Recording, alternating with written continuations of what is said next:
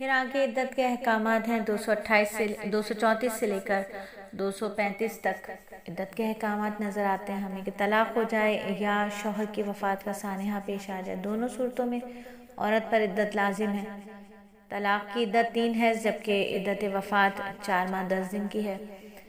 تو جو عورت زمانہ عدت میں ہو اس سے نکاح کے بارے میں عہد و پیمان لینا منع ہے، البتہ دل میں خواہش رکھنے اور اشارے کنائے میں اپنی خواہش کا اظہار کرنے کی اجازت ہے۔ تو یہ احکامات بڑی تفصیل سے اللہ رب العزت نے ہمیں سمجھائے کہ عدت کے دوران اگر تم عورتوں کو اشارے کنائے میں نکاح کا پیغام دو یا ان سے نکاح کا ارادہ دل میں چھپائے رکھو تو تم پر کوئی گناہ نہیں، اللہ جانتا ہے تم ان سے نکاح کا خیال تو دل میں لاؤ گے، لیکن ان سے نکاح کا 2 طرفہ وعدہ مت کرنا، الا یہ کہ مناسب طریقے سے کوئی بات کہہ دو۔ نکاح کا عقد پکا کرنے کا اس وقت تک ارادہ بھی مت کرنا جب تک عدت کی مقررہ مدت اپنے میعاد کو نہ پہنچ جائے، اور یاد رکھو جو کچھ تمہارے دلوں میں اللہ اسے خوب جانتا ہے، لہٰذا اس سے ڈرتے رہو اور یاد رکھو کہ اللہ بہت بخشنے والا اور بہت بردبار ہے۔ پھر آگے اللہ رب العزت نے جو عورت نکاح میں زمانہ عدت میں اسے نکاح کے بارے میں عہد و پیمان لینا منع فرما دیا، ہاں دل میں خواہش ہے تو اشارہ کنائے میں اپنی بات کر سکتے ہیں۔ پھر اسی صورت میں اور اسی پارے میں سورہ بقرہ اور پارہ سیقول میں خاندان اور معاشرے کی اصلاح چونکہ اپنی جگہ بہت اہمیت رکھتی ہے، لیکن اس کے حق اور حق کے انصار و اعوان کی بقا ضروری ہے۔ تو جہاد کا مقصد حق اور حق کے علمداروں کی بقا ہی ہے، اسی لیے قرآن مجید میں جہاد پر بہت زور دیا گیا۔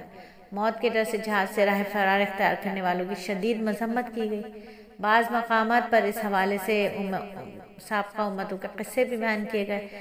تو یہاں دوسرے پارے کے اختتام پر 2 قصے ہمیں ملتے ہیں، 2 قصے۔ پہلا قصہ ایسی قوم کا جو طاعون کی بیماری پھیل جانے کی وجہ سے موت کے ڈر سے گھروں کو چھوڑ کر بھاگ کھڑی ہوئی، لیکن یہ فرار انہیں موت سے نہیں بچا سکا۔ اور اس قصے سے یہ سبق ملتا ہے کہ کوئی تدبیر انسان کو تقدیر سے نہیں بچا سکتی۔ اور دوسرا قصہ بنی اسرائیل اور حضرت طالوت کا ہے، جن کی قیادت میں جہادی صفات سے مالا مال تھوڑے سے لشکر نے اپنے سے کئی بڑے لشکر کو شکست دے دی۔ تو یہ قصہ ایسا تھا کہ خود بنی اسرائیل کے بھی صرف بہت ہی خاص قسم کے خواص کے علم میں تھا، عوام اس سے بے خبر تھے۔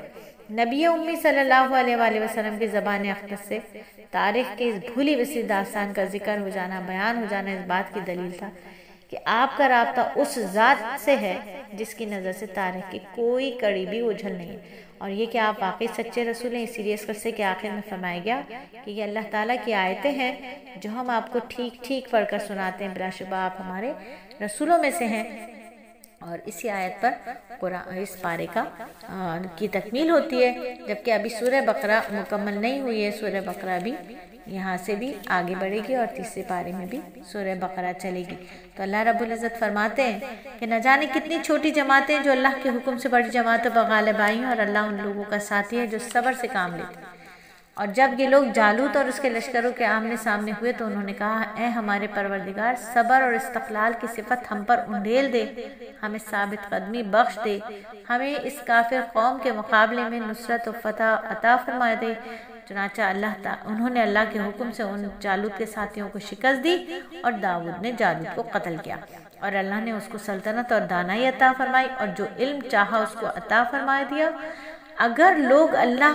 اگر اللہ لوگوں کا ایک دوسرے کے ذریعے دفاع نہ کرے تو زمین میں فساد پھیل جائے، لیکن اللہ تمام جہانوں پر بڑا فضل فرمانے والا۔ یہ اللہ کی آیات ہیں جو ہم آپ کے سامنے ٹھیک ٹھیک پڑھ کر سناتے ہیں، اور آپ بے شک ان پیغمبروں میں سے ہیں جو رسول بنا کر بھیجے گئے۔ الحمدللہ یہاں آ کر ہمارا دوسرا پارہ مکمل ہوتا ہے۔ کل اسی حلقے میں آپ کے ساتھ ہوں گے جہاں تیسرے پارے کی تفسیر ہوگی، لیکن سورت یہی ہوگی جس کا نام ہے سورہ بقرہ۔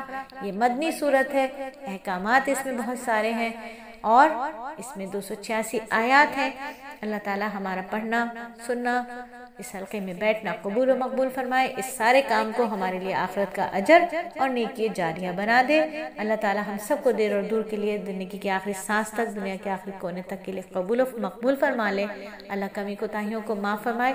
کل اسی حلقے میں انشاءاللہ زندگی بخیر آپ سب سے ملاقات ہوگی۔ السلام علیکم ورحمۃ اللہ وبرکاتہ۔